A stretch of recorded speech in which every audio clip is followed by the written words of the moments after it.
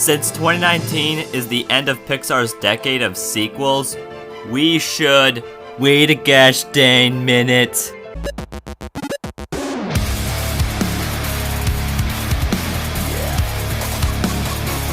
Oh bro, what do you want, Lezabelle? It's Fiction Fangirl, Fiction. I know you're going to make a list of the best Pixar sequels, and I definitely know that you'll put every Toy Story sequel in the top 3. Actually, there are plenty of Pixar franchises, so I'm restricting my picks to one film per franchise. That way, every franchise gets a chance to shine on my list. Even the Cars franchise? Especially the Cars franchise. Now go back to your job as a gelati girl. Is she gone? Okay, you heard the rules. Now I get to say, FYI, I make gelato, not gelati. Gee, Friction, I'm busy. Piffed. Finally. Hey, I'm Owen, the Fiction fanboy, and here's my list of the top 5 Pixar sequels. Number 5. Monsters University. This is the only prequel Pixar has made, thus it'll be the only prequel you'll see here. If you want to know how Mike, the one-eyed green monster, and Sully, the tall blue monster with purple dots, met each other, this movie is for you.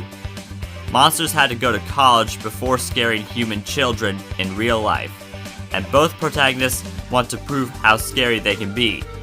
Sadly, they both failed the final exam and decide to compete in the scare games to prove that they should still be at Monsters U. The monsters will have to overcome obstacles besides the games themselves. I put this movie only at number 5 because it does feel like one of Pixar's weaker films, and that can be said for some of the other entries on this list. It all depends on your POV. It isn't as charming as Monsters Inc., but Billy Crystal and John Goodman still shine as the main monsters. If you want a sequel to Monsters Inc., Monsters at Work is coming to Disney+, so that's something to look forward to, right? Number 4. Cars 3. The first Cars movie was my childhood, but Cars 2 is considered the least loved Pixar film out there. And that's because that sequel didn't honestly feel like a sequel. Luckily, Cars 3 came and felt more worthy of being known as the sequel to Cars. Lightning McQueen is the main focus again, and he wants to beat Storm before he ends up being one of the many retired race cars.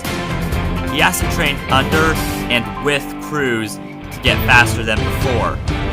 During McQueen's adventure, he learns how much Cruz wanted to be a racer like him, and he uses that to his advantage in the final race. There's less Mater to be seen in this installment of the Cars franchise, no sign of the other spy cars, and a bunch of the stuff that was good in the original Cars can be found in Cars 3. It's the most watchable Cars story there is. It seems like it's a fitting conclusion, and I don't want a Cars 4 because that may be even worse than Cars 2. Number 3. Finding Dory. Ellen DeGeneres made Dory a fun secondary character in Finding Nemo with her short-term memory loss. Turned that short-term memory loss into a plot point, and it's a serious-er issue in film and in real life. Dory is remembering her parents, Marley and Nemo join her, and they all end up in the Marine Life Institute. Dory meets Hank, a cranky septopus that aids Dory in the journey of finding her parents that she may not remember. Her memory can be seen as a problem and a solution throughout the film, since some remembering is good and some isn't. The sequel may be a lot like the original in some ways, but I say that it doesn't deserve to be forgotten, and it just warms your heart when you finally find your long-lost parents. There are plenty of things to laugh at in case you think this movie is too serious.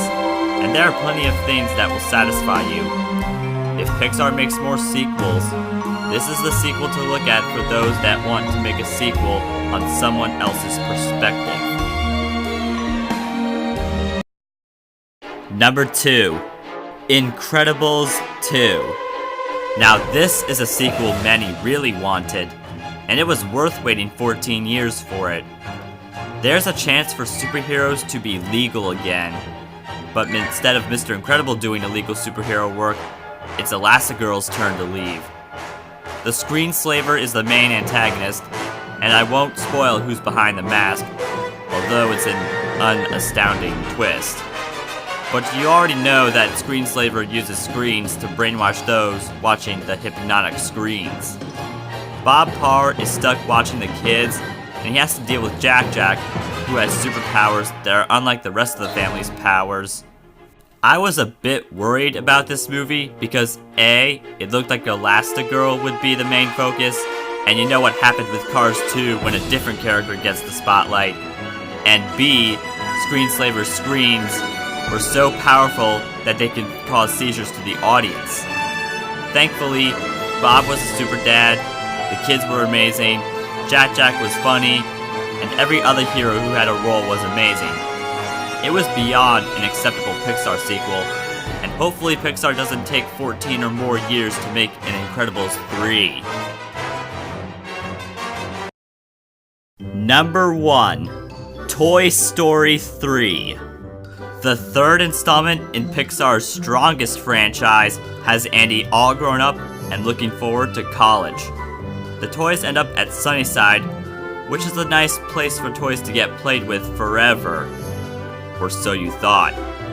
Sunnyside is a daycare by day, but by night, it is a toy prison run by Lotso, who was a loved toy that felt replaced and wanted to get even with every toy that dared come to Sunnyside.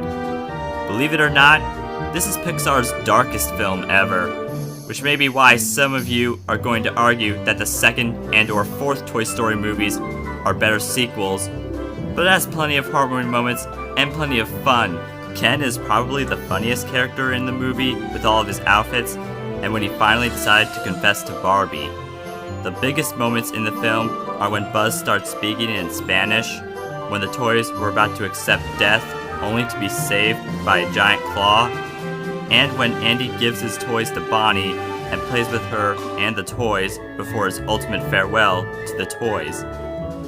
It was the ultimate conclusion to the ultimate animated franchise, until the fourth Toy Story came, which is a satisfying movie of its own, and I hope Pixar keeps expanding movies into franchises in 2030. Want more fiction?